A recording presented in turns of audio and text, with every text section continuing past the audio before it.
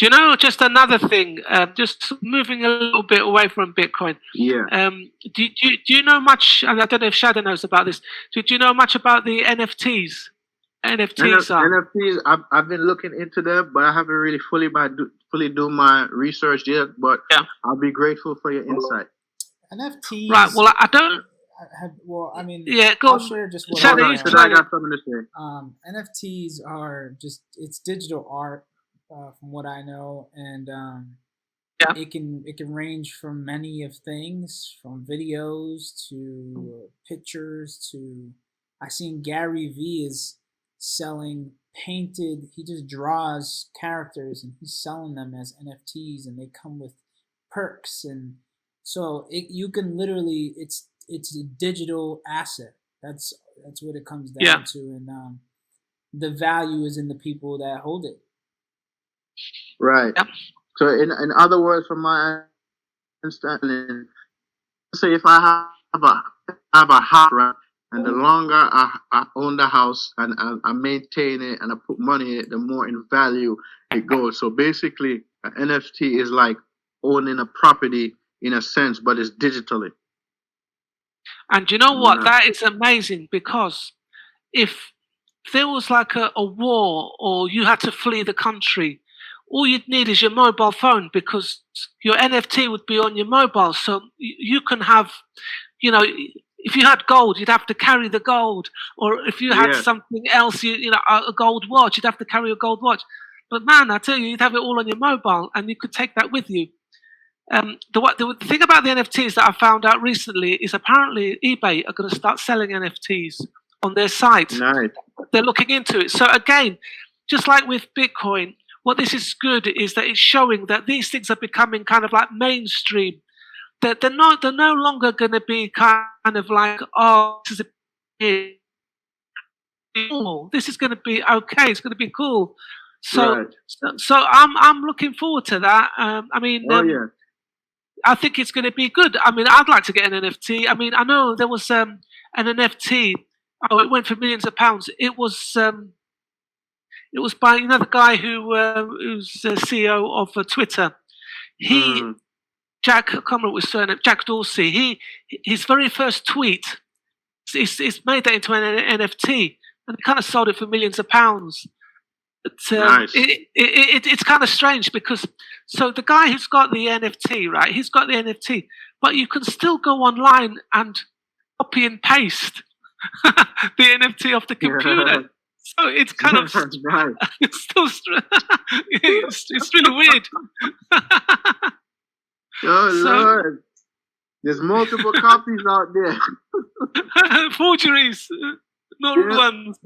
Yeah, you just went up to get a few million for it. Yeah. So yeah, man, that's funny, man. That's funny. Yeah, that's real funny. But Steve though, it's like I said this to my little sister the other day, right? I said, you're about to be 18. I've been pushing as much knowledge as I learn about the stock market towards you, and like the next thing I want you to start researching and learn about is cryptocurrency. Then I want you to take it up to the next level, because at the end of the day, man, like I just want to make sure I passed on enough knowledge to you so you could have some nice assets. If things hit the fan, you know what to do to cover yourself. So it's like the other day, like the other day, a friend of mine said, "Oh, NIO is not going on with and this and that and the third." But I'm like, listen, you're looking at the short-term perspective, because I know, and Shaddai know that if you hold a stock long-term, you save tremendous on taxes alone. Plus, like when you see goes down, if you're in a certain position, you're in a certain stock. If you want to grab up a few more shares, you could grab up a few more shares. But I tell people this: patience is key. That's one of Warren Buffett's rules. You got to be patient, because let's just say one of my price predictions for Neil is probably like $120 a share. Honestly, then it could go higher. Maybe I can make like $20,000 to $30,000 off it, just hypothetically speaking. But some people is not willing to be patient. No. They're not. They just but hey, listen. Remember, you have to pay short-term capital gains tax, and that short-term capital gains tax is gonna get you. Yeah, too right. Yeah. So you've got Neo. What about Shaddai? Has he got any Neo? Yeah, he got a little Neo. Yeah. I got some Neo. I know he's got. I know he's got Nokia because he keeps talking about Nokia. He's definitely got Nokia. I'm the Nokia hype god. The Nokia hype Yes, god. yes.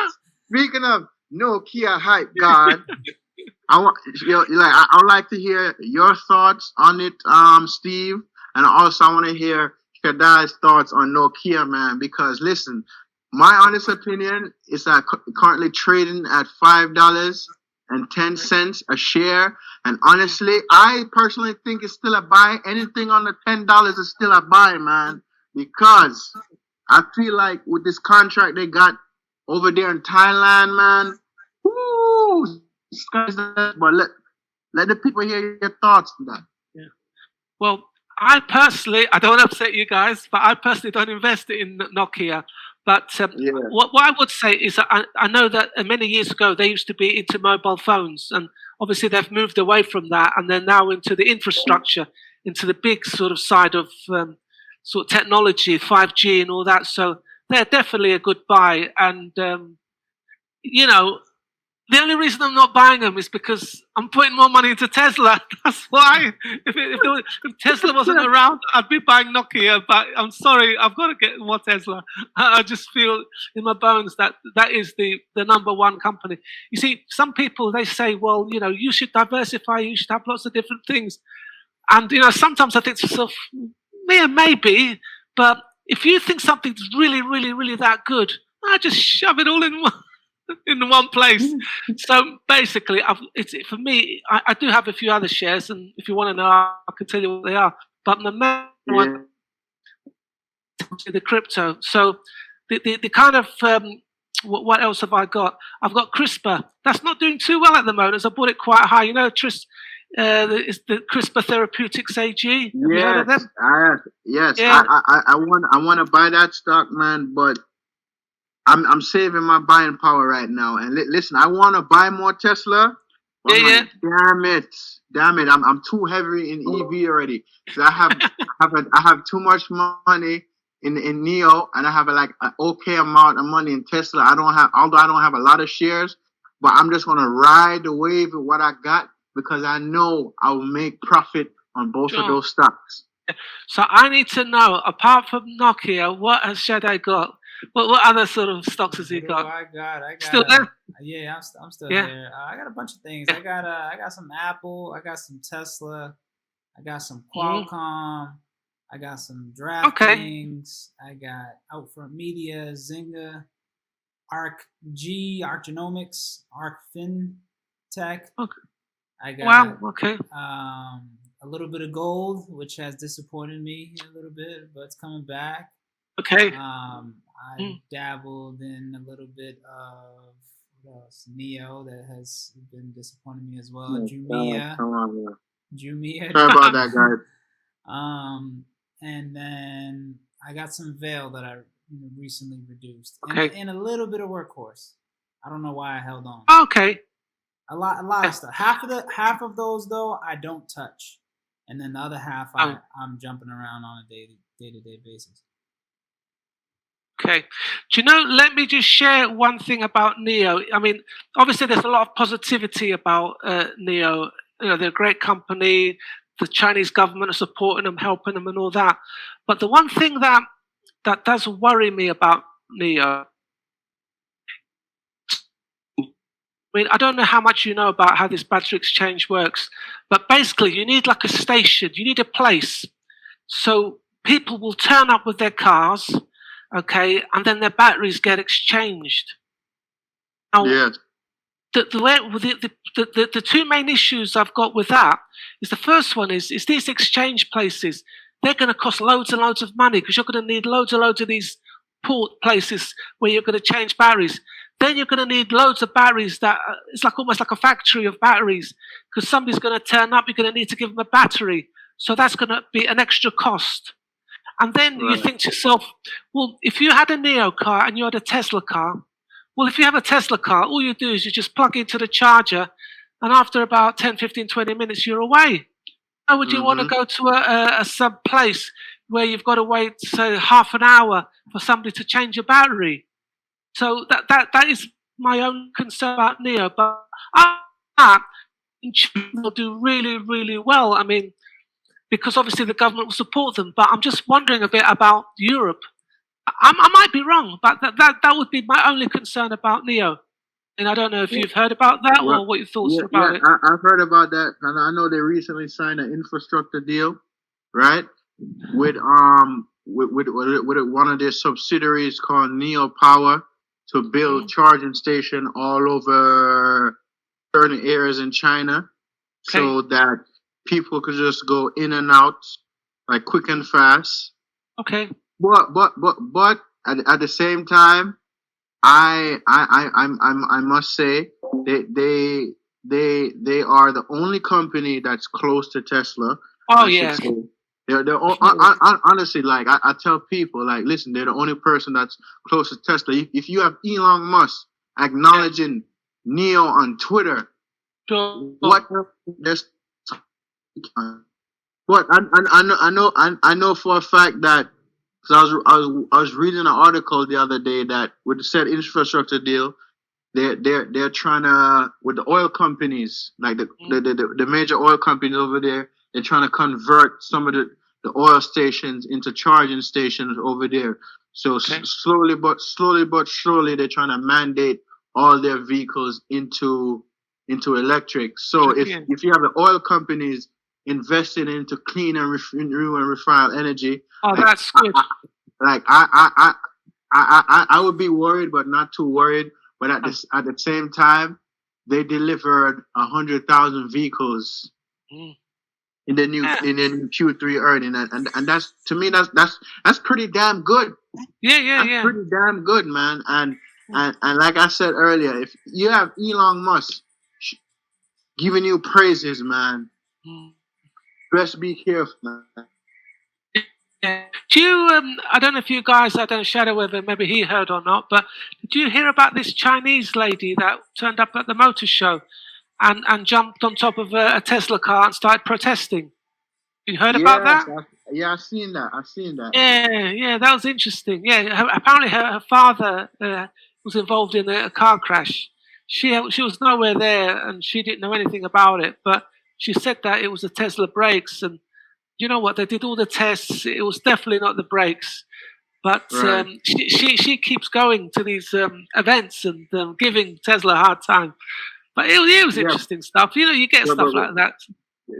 Listen, I feel like in China, Tesla is dominating the hell out of it, and they if they have to play dirty to make their own product be good. Like, hey, listen, to me that's a strategic strategy. But at the same time, they want to talk rubbish out, plus down.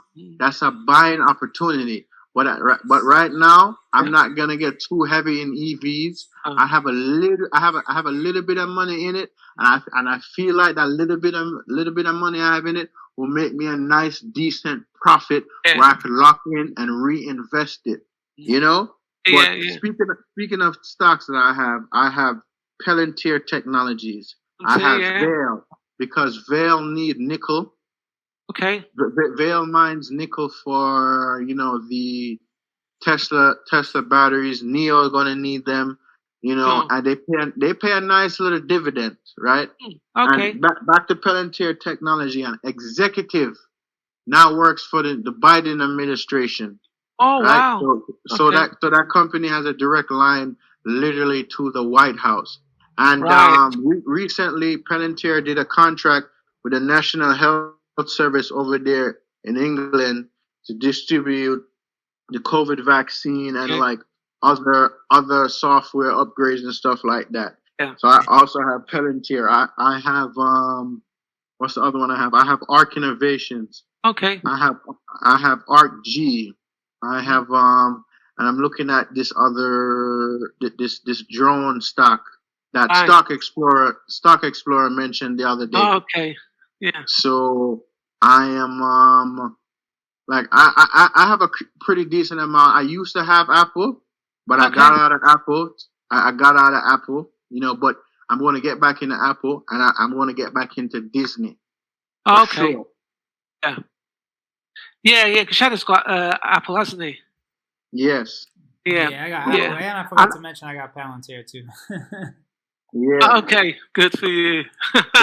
Because to me, I think Palantir is a good play, man, because they develop spy software, man. Government like to spy on people whether they like to admit it or not. Like, come on. You know what? The thing You know? do you know the thing about Palantir that always makes me smile and laugh is that everybody keeps saying that they're investing in Palantir. Oh, it's a good investment. Oh, it's going to make lots of money. They've never made a profit in their life. They've been around for years, man. They've never made a profit. I'm sure they will do, but I don't know whether Yeah. I'll live long enough to find out. So unfortunately, I'm not investing in them. They definitely need to Yeah. show. They definitely need to show some more growth on the commercial. Yeah. The commercial side. You know, they Yeah, got they need more growth. Yeah. Definitely. There's some Because upside there.